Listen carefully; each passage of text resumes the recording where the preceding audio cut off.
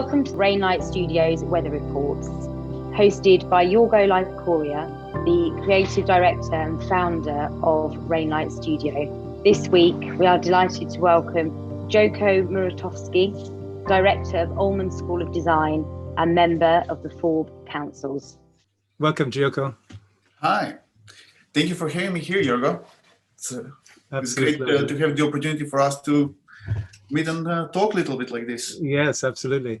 I think what you're doing at the Ullman School of Design is really extraordinary, and I've been following your program and the activities of the school for quite a while, and so I'm absolutely honored that you agreed to join us for this first talk.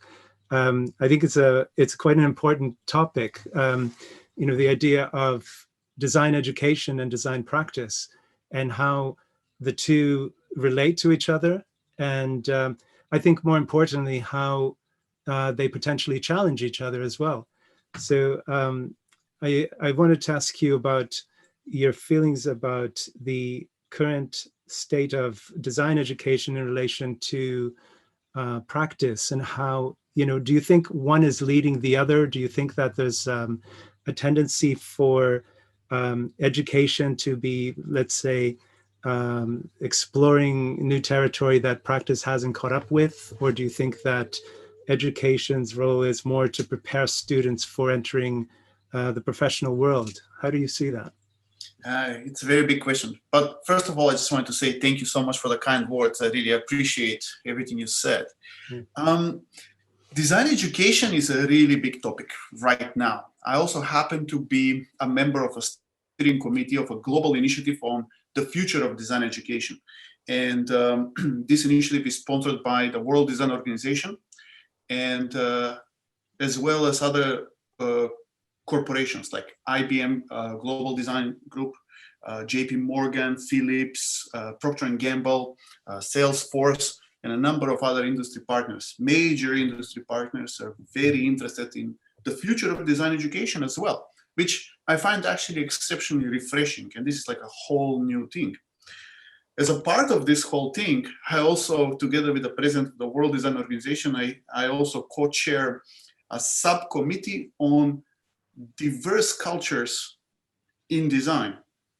So we have another global team of people from all around the world, especially from parts of the world which are not considered to be part of the global north, which is the Western countries form of design education, like the Bauhaus, and then the Anglo-Saxon aspect that kind of leads through, because that has been seen quite as a dominating aspect. So you have these type of things at one end. You have this like a tradition of design education that you can trace it back from the first industrial revolution and so on, that has changed very little. In many ways has changed very little, but now you have all these different global forces that are trying to shape and that are asking for a voice in what that means for the rest of the world. But then again, you also have the position of industry. As I mentioned earlier, that this initiative was actually pioneered initially by IBM Design, who then relate to everyone else. So you have this interesting moment in time where we have this push and pull from multiple perspectives. So how design education is delivered tends to vary from place to place. And not everybody does a great job. In fact, as we all know, there has been always this gap between practice and education. I'm sure you're aware of it. Yeah. I've studied in many traditional art schools and art academies in Europe that couldn't have been more disconnected from the real world, how design was taught versus how design was practiced. And I always felt that was a problem, for me when I was a student. Now in America, where I am the director of this school, which is the oldest public design school in America, things have been done here very differently. It doesn't follow the same pattern like in Europe, like the way design education was being introduced in Europe. Here, the relationship with industry has been consistent since the day the school was founded. In fact, the school was founded with a mandate from industry to help industry, not to exist, on its own for whatever reasons. And this really influences how we here in the United States engage with industry as a school versus how other places do. But even here, we are evolving now. We have been geared up to prepare students to be ready for industry when they hit the ground running. When they graduate, to hit the ground running so that they're immediately employable. In fact, I would say probably about 90% of our students have jobs pending by the time they graduate. The rest get very soon after. And this is because how we have embedded industry practice as a part of the education. Because here, for example, we do our bachelor's degree, unlike in Europe, it's not 3 years, it's 5 years. And because of these 5 years, it's 5 years actually, because they have to take 5 industry placements by the time they graduate. So they spend 1 semester in school, 1 semester in industry, 1 semester in school, 1 semester in industry, at up to 5 different companies, and that's mandatory. And they're assessed there, and they work on real projects, and they're paid, actually. It's not free labor. And then by the time they graduate with close to 2 years of work experience, which is unheard of for most of other parts of the world. Yeah. So I have upped that little bit, and I have changed, and I don't think that's enough. And I don't think that's enough for industry. So it's not enough for the professional practice to advance if we just send students who can do what industry is already doing. Mm-hmm. So this is what they did, to kind of change a little bit the dynamics. So we said, okay, when we send students to industry, they learn how to do the day-to-day type of stuff. So they will learn all the basics, they will learn all the things and everything. So what is the value of the students when they come back to school? And I'll tell you, this is this little funny thing that a student of ours told me once, just at the beginning while I was kind of envisioning this concept, because I was asking the students, like, what do you see the pluses and minuses of this thing? And the students told me the following thing. He says, when you send me to industry, they pay me to design a product or to design something, whatever.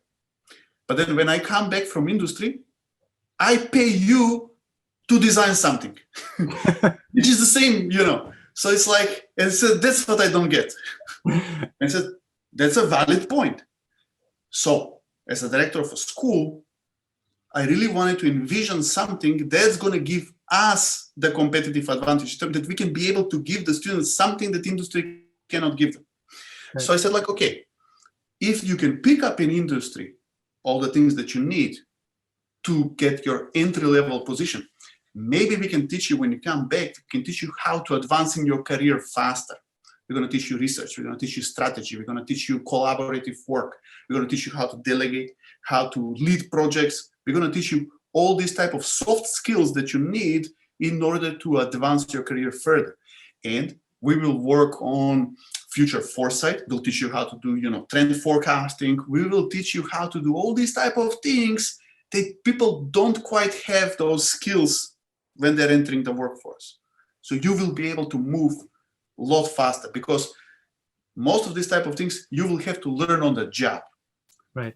But we'll flip the tables, and we'll flip the script a little bit, and we'll advance that way of learning here.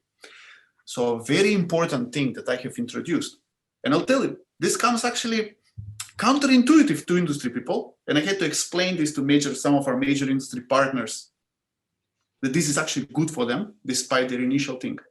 I introduced experiential learning as a model of learning. Experiential learning is a different model to the type of typical individualistic learning that we normally have in a school. Classically, it's like, here is your project, do the project, and it's your project. But the real world doesn't work that way. Nobody's gonna let you go sit in a corner somewhere, do your project, and call us when you're done. Yeah. In the real world, you need to learn how to work in a team. You need to learn how to negotiate a solution. You need to learn how to frame a problem. to begin with, and all of those type of things.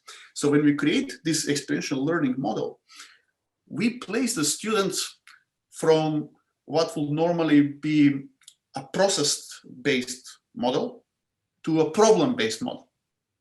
So we don't give them this prescribed way. This is the only way that you can address this.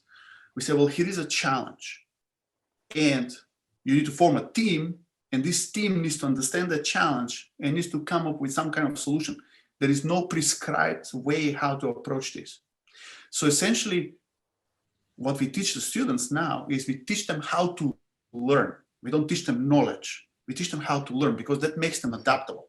Because what happens in the past, and I have seen this many times from other schools, other designers, and so on, students go into the world and it's like, well, this is how they taught me in school to do the project. And like, you follow these steps. Yeah.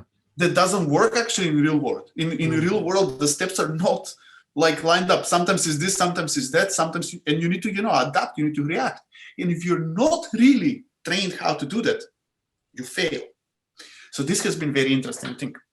And I'll tell you the pushback that I got from some very large companies who will come in to recruit the students. Because you see, this is the problem that the industry holding back itself. Yeah. So they say, very traditional designers, classical designers, and it's like, well, we want to see a portfolio. It's like, okay, students will have portfolios. And then they get confused when they see, well, this is a group project. How are we going to assess what this person has done in a group project? And they say like, no. You have to work on individual projects, because we can't say which part of this project you have done. And I see that's like, do you work on individual projects at work? You don't. Yeah, it's a tough one, isn't it? No, so this is the thing. Yeah, no, I think it's very, actually, I have a couple of questions, but what I think is interesting is this idea that you talk about teaching the students how to learn and how to adapt to a situation as opposed to teaching them a process. I think that's really valued. I mean, at Rainlight, the way that we work, we effectively, the first thing we do before we start drawing or thinking about design is we start thinking about the way that we're going to solve the problem. We sort of design the process first. That's the first thing we do. And that was one of the big reasons why I was very attracted to your program, because I think that there's a lot of synergy with, we're working in a way as a kind of academic studio in some ways. I mean, we're trying always to explore something new in what we do, whether it's materials or processes or experiences. I think that's really fascinating that you're teaching that way. And obviously it's more risky. Because, the kind of old way of thinking, the kind of industrial revolution way of thinking is to teach skills and to teach methods, and you could critique it and judge it and, tick the boxes. And I think what you're teaching is a kind of design wisdom, to the students, which is incredibly valuable. And I would love to have your students in my studio. So the open invitation, send them over. One of the things I thought was interesting is you were talking about global design and the kind of primacy of the, I guess, Anglo-Saxon tradition. And I suppose that comes from the fact that, England was, and Northern Europe, they were amongst the first to be industrialized, right, in the world. And I think it's as simple as that. They were the first to be industrialized, and they kind of created the roadmap and the template. What do you think is happening now? Like when you talk about a more global perspective, is that Northern European design ethos or perspective being challenged, or is design kind of something that we can say is universal? That's the question. Is design something that's universal, that has laws and values that all people relate to, or is it in fact culturally biased? What do you think about that? Yeah, these are all very interesting things. I myself have been trained in everything from, like the Western model of design education. So I have an expert knowledge of design history of the Western world. Not much of anything else. But you see, it's been always taught in a very monocultural way. And this, only recently I started realizing the challenges of that. I don't come from the Western world myself. So it's that kind of, and I never questioned that. It was always kind of like, I need to be the one who's going to learn. And I did. I wouldn't be a director in the United States otherwise, you know, like in that way. And before that, leading programs in New Zealand, in Australia, and so on. So you have that very dominant monocultural perspective of design that we've never questioned, that we always assumed, all of us, that is this one universal way of practicing design, of teaching design. But usually everyone grounds things into Bauhaus, you know, and many use Bauhaus as this kind of moment, 1919, you know, it's kind of lots of things changed from there. The British has been using this as well since the beginning, not quite that model, but another industrialist model of design education since practically around the period of the Great Exhibition, which is considered to be the beginning of the Industrial Revolution. Mm-hmm. But they were not the pioneers, actually. The British education used to be terrible at the time. It used to be inferior compared to the French. So the British actually had to go to France and learn from the French schools how they teach design and then adopt the French way. But somehow the French lost their way. Since then, they used to be way ahead of everyone, Germans too. But then at some point was this whole Anglo-Saxon way that, you know, kind of went to the New World and so on, and it became hyper-dominant. And it's dominant because of the way that the books have been published and, you know, the main collections, design collections have been so on. So it's been celebrated in a particular monocultural way at the expense of everything else. It's a long story. I'm not going to go into lots of this type of history of the rest of the world. But now, the more I work with this group of people that I work with, the more I understand the challenges of having one universal model of design education. There are universal values, no question about it, and we are working on that to understand what are these universal values that we should all agree that this is something that design brings to all of us. But then you need to break that down and need to understand the socio-cultural political context in which design operates, you know, in other parts of the world. And then you will see that we're not talking about universal, we are talking about pluriversal design education. And design today is being defined as a pluriversal. Mm-hmm. More and more, you will come across this term more and more. And, you know, like, even in the, let me give you just a basic example of how even the Western world is divided, even though we don't really quite consciously understand it. Let's take, for example, Italy versus Scandinavia. So the climate in Italy is Mediterranean. It's warm. People spend a lot of time outdoors. So the type of designs that you will see, it's usually fashion. It's really prominent. It's what you wear outside. Cars, motorcycles, things, you know, the architecture. There is lots of these type of things that people do outside because you spend lots of time outside. And you look in Scandinavia, cooler climate, it's cold, it's dark, and so on. So you have a lot more furniture design because you spend a lot more time indoors. Yeah. So that becomes more dominant. Yeah. So you see this is like the climate, how it's influencing in which direction design is moving. And if you want to go in a more granular level, you can break down Scandinavia per countries. And you will see that even in Scandinavia, depending on the type of resources these different countries have, you know, the design changes. So take, for example, Finland and Iceland. Very different to each other. Finland has lots of forests.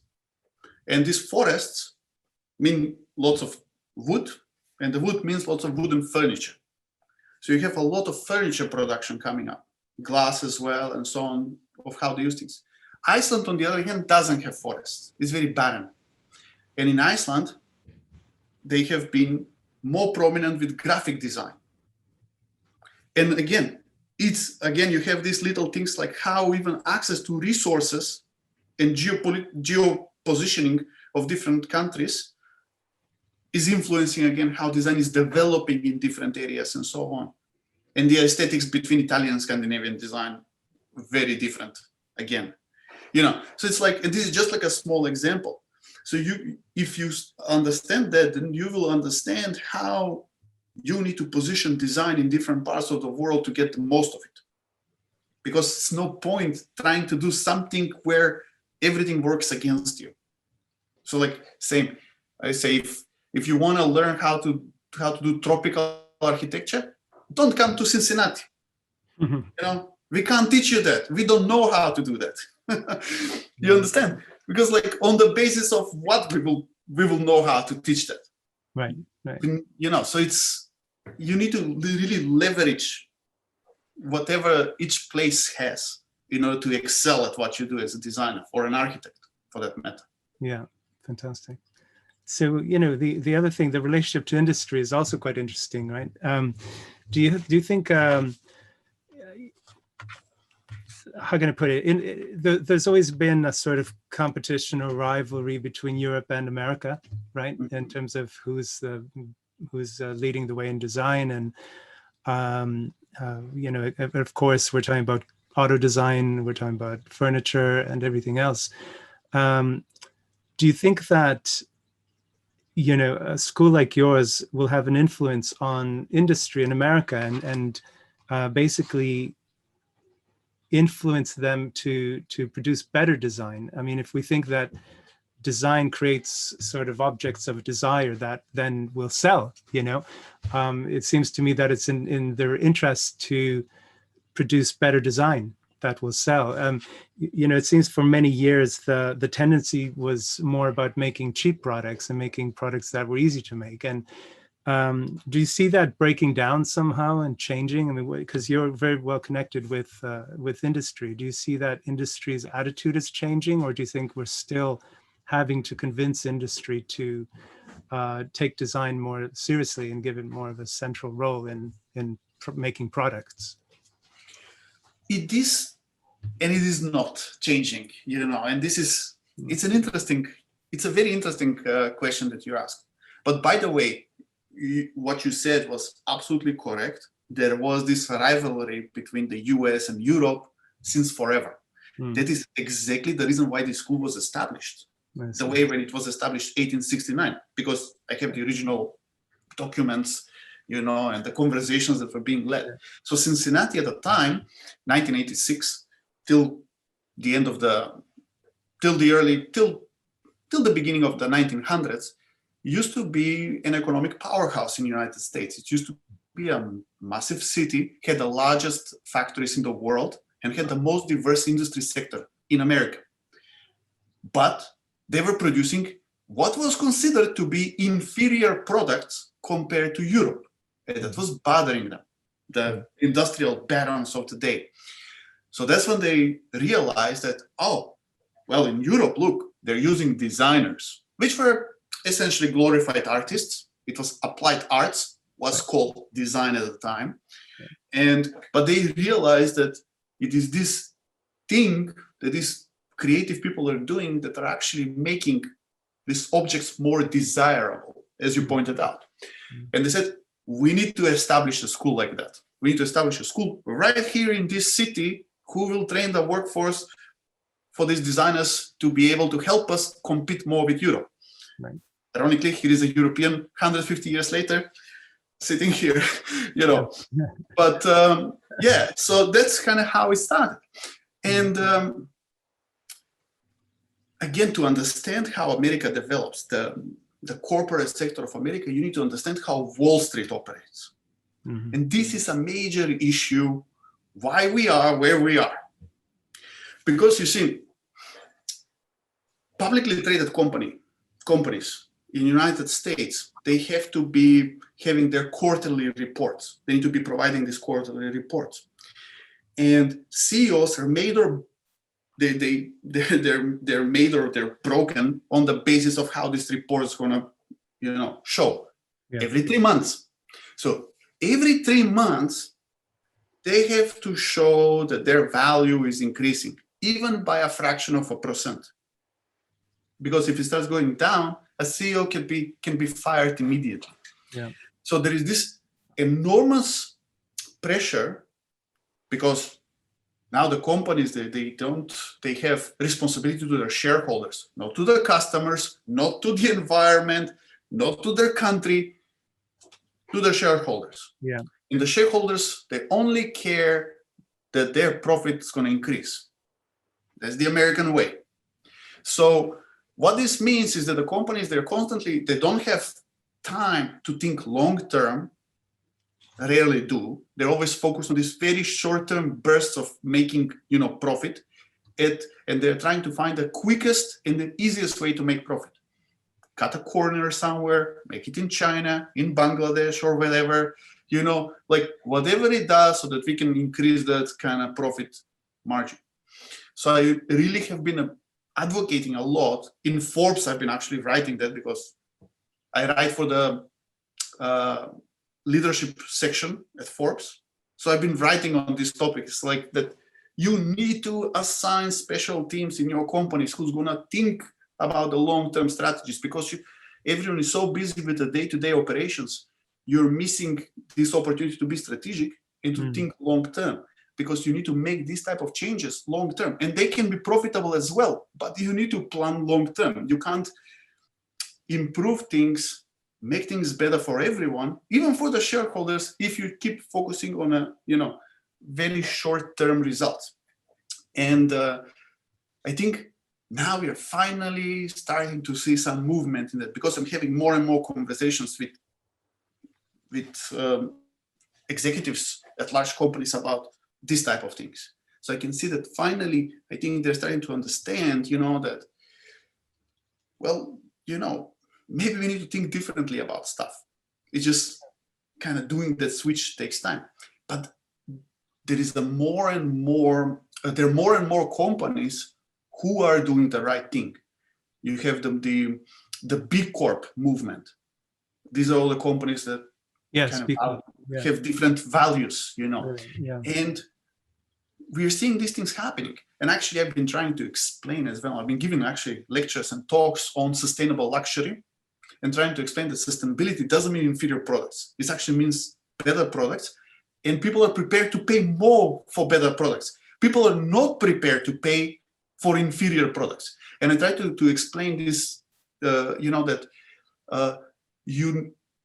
the answer is not making products cheaper. You're devaluing the products, and you're not incentivizing people to get products when you just make them cheaper.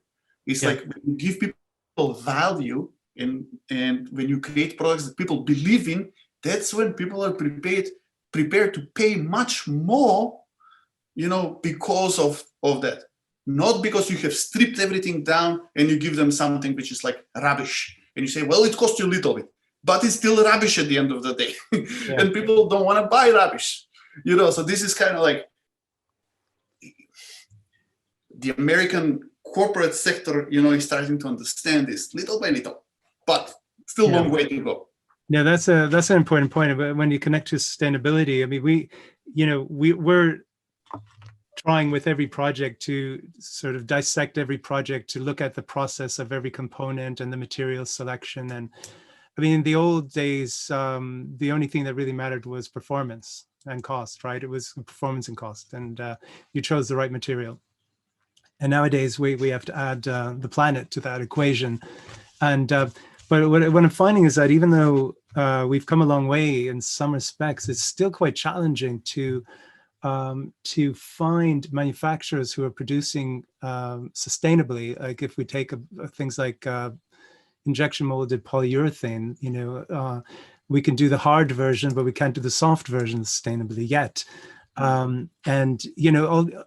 It seems to me that in order for that to happen, you cannot do it on a quarter by quarter basis, right? That requires investment and planning, and you need to really make a commitment. I just wonder what it's going to take, but it's a very good reminder of why things stay the same, right? Because we all know that we have to do something for the planet, but yet not enough is being done in the time that we have remaining, say. So it's quite a challenge, and I hope that we could bring a new ethos to the world through at least our responsibility as designers and together with manufacturers.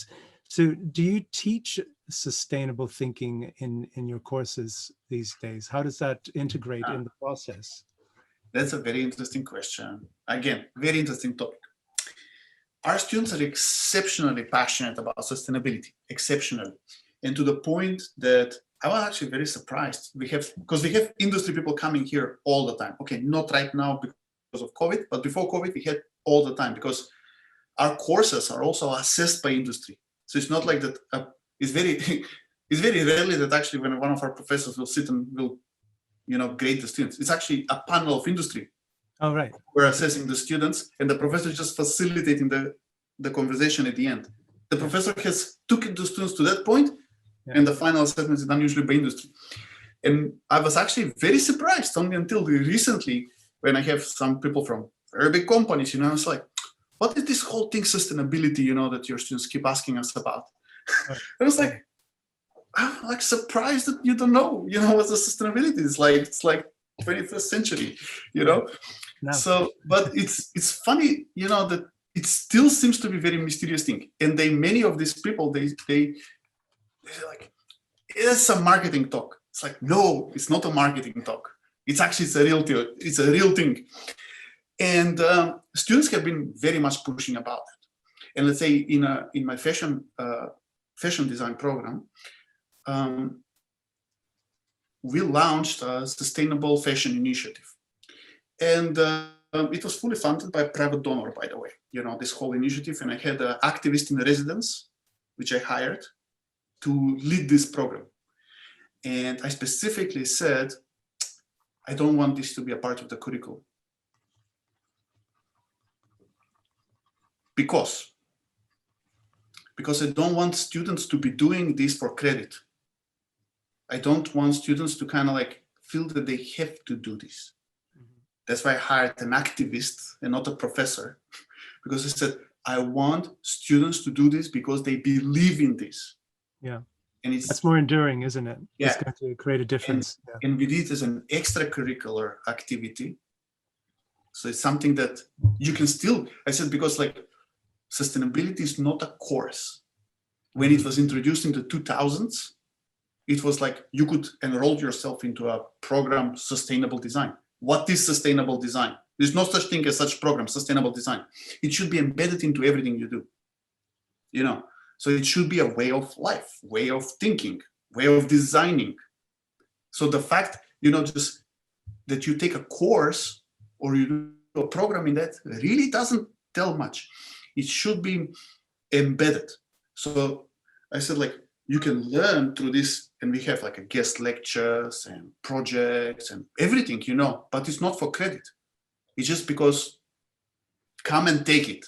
It's here. And I challenged them, and I said, like, the challenge is zero waste. Fantastic. So, difficult challenge. I don't expect that you're gonna,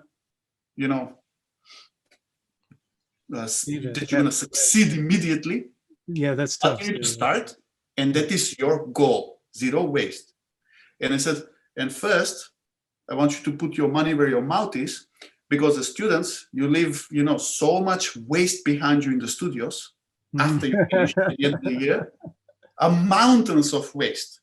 Yeah. It's like, prove me wrong, prove me that you care about sustainability, and find a way how you're going to design your projects by minimizing that waste. So the first year after this initiative ended, that waste was reduced by 70%. Fantastic. 70%, Great. It's like, and that was just like trialing things out. So, so it's like students challenge us, but we need to challenge them back. Absolutely. On the same ground. Absolutely. and you have some good results at the end. Yeah, I think it's absolutely a fantastic initiative, and it is hard to do. And I always say that sustainability shouldn't be a marketing story, right? I mean, it's just something we have to do, but nonetheless, it is sometimes a marketing story. I think, if we could make a difference in that respect and combine with industry and be more active in actually changing the way things are made, it could be a quite a big story for our civilization changing direction at the last minute, right? And before certain doom. Back to just the idea of a global design perspective. Do you think also, when in my work, I always try to connect back to kind of first principles, things like proportion and harmony and mathematics and these things. Do you think that's a Northern European perspective, or do you think that there's something universal in that? I mean, I always talk about design being something like music, where anybody who hears it will feel something from it. That's maybe kind of tuned to the human mind, the human soul, whatever it is you would call it. But do you think that there is something universal in the experience of design, or do you think that somebody in Bangladesh or in Nigeria or in East London will see things differently in terms of how they appreciate an object? Yeah, until very recently, I was at exactly the same opinion as you, and these universal principles.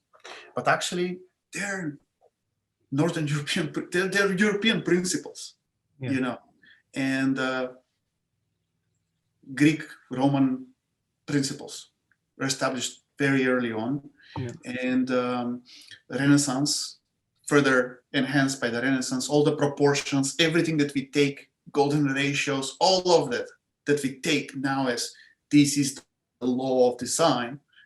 Because I've said, I'm like yourself, I'm trained in the fundamental principles of design: balance, composition, tone, form, all of these things, golden ratio, everything, Fibonacci sequence, and these are all classic antiquity. And I had this, actually, somebody asked me the same thing, and I was like, no, of course, because somebody said, like, well, can you study perspective differently, or why these things have to be done different? It's like, no, of course, like, it has to be done in this way. That's how it's been done. It's proven thousands of years. And then I just for a moment stopped myself and it's like, wait a minute. In Japan, in Asia in general, they have a very different way of drawing perspective. They don't have that type of depth perspective like we do. And Japanese art is very beautiful still. And then, calligraphy. Yes, have calligraphy also in the, in the Middle East and all that, and which is, again, follows very different principles. Geometry, in the way that in the Islamic world they represent, graphical things, is purely geometric, and because of, the religious aspects and stuff, again, very beautiful. We don't do that in Europe in that way. And it's like, so there are, again, more truths than one, so there are different ways to still produce beautiful work, even if you don't follow the principle from classical antiquity that we are so, kind of ingrained into us from Europe. So I was like, well, maybe I was wrong.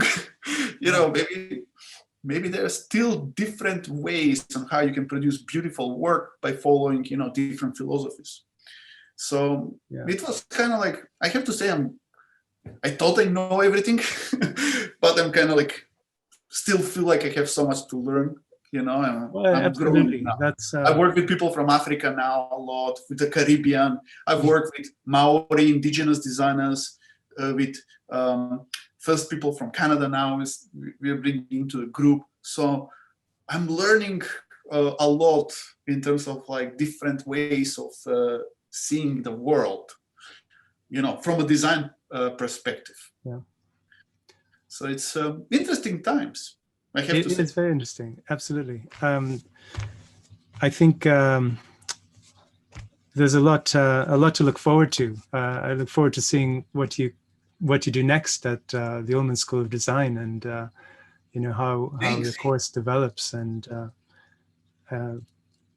it's an absolute joy talking to you about these things. Are there any thoughts that you'd like to touch on before we? Well, I will have soon a new book, actually. Well, I have a couple of new books coming in, but one in particular might be very interesting with some of these conversations that we are just having. Yeah. It's based on the speaker series that I hosted in the middle of COVID, which is called The New Normal. And the book is called The New Normal, Designing the Age of Change.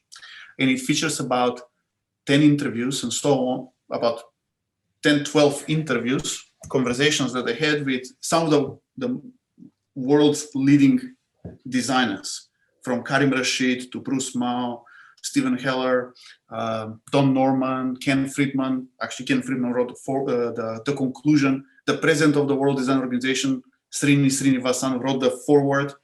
So it's a collection of these conversations, just like we are having right now, about how our world is changing from so many different ways as designers.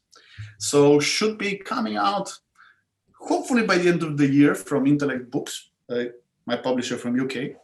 Fantastic. And I think you will actually quite enjoy having that book. So I'll make sure you get a copy when it's out. Thank you very much. I look forward to it. Talk again at some point. I hope we can have this conversation again. Absolutely.